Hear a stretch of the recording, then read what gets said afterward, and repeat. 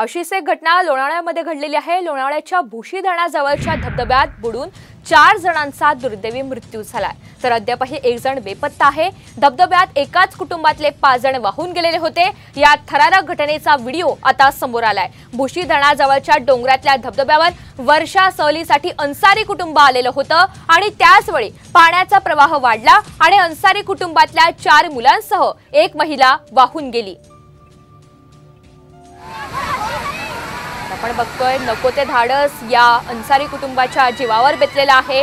लोणावळ्याच्या भुशी धरणाजवळच्या धबधब्यात बुडून 4 जणांचा मृत्यू झालाय, तर अद्यापही एक जण बेपत्ता आहे।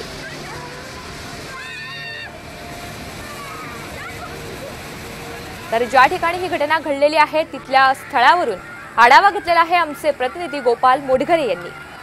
पुण्यातील भुशी धरण बॅकवॉटर दुर्घटनेमध्ये काल पुण्यातील अन्सारी कुटुंबातील 5 जणांचा दुर्दैवी मृत्यू झाला होता। मी सध्या त्याच डॅमच्या बॅकवॉटर या परिसरामध्ये आहे। आपण पाहू शकतो की तो जो अन्सारी कुटुंब होता तो या ठिकाणी उभा होता आणि याच ठिकाणी अचानक पाण्याचा प्रवाह वाढल्याने अन्सारी कुटुंबाचे जे 5 जण होते ते या ओढ्याच्या पाण्यात वाहून त्यांचा दुर्दैवी मृत्यू झाला आहे। या ठिकाणी शेवाळ असल्यानं या ठिकाणी घसरण्याचे जे शक्यता होती ती जास्त होती। त्याचबरोबर या ठिकाणी आजूबाजूला सगळा हा जो परिसर आहे हा डोंगराळ आहे आणि ह्या डोंगराळ परिसरामधून या ठिकाणी जे धबधबे असतात ते सतत वाहत असतात आणि हाच धबधब्याचा पाणी काल अचानक वाढल्याने अन्सारी कुटुंबियाचा या ठिकाणी दुर्दैवी मृत्यू झाला होता। या ठिकाणी सध्या शिवदुर्ग मंडळ जो आहे तो बचाव कार्य करत आहे। आपल्यासोबत शिवदुर्ग मंडळाचे पदाधिकारी आहेत। नेमकं कालची दुर्घटना कशा प्रकारे झाली होती आणि काय घडलं होतं नेमकं काल?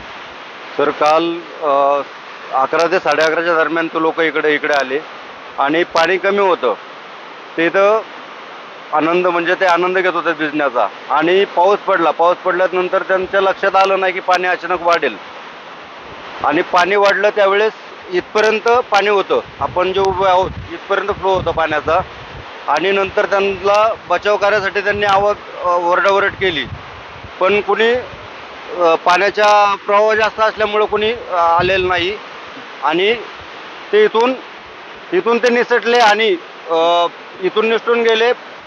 एक 7 ते 8 जण होते, 3 जण बाहेर निघाले, 3 जण जे पुरुष होते ते बाहेर निघाले, एक मुलगी निघाली आणि बाकीचे 5 जण या दिशेला तिथून डॅमला टच होतो हा ओढा तिथं बुडाले।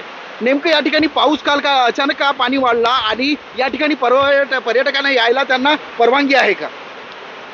परवानगी तर